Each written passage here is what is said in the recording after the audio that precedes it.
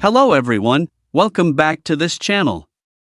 In this video, I will show you the easy and clear steps on how to enable Contact Join notification in Microsoft Teams on Android.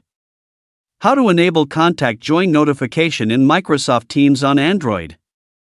Make sure you keep watching this video until the end. Let's get started right away.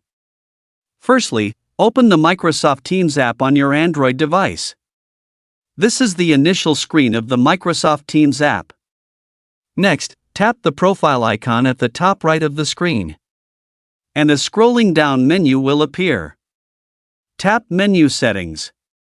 And tap the Notification menu. Tap Other menu. And tap Contact Join Teams.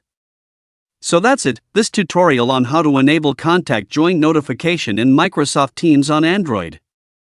Thank you for watching. I hope this video was helpful. See you in the next video.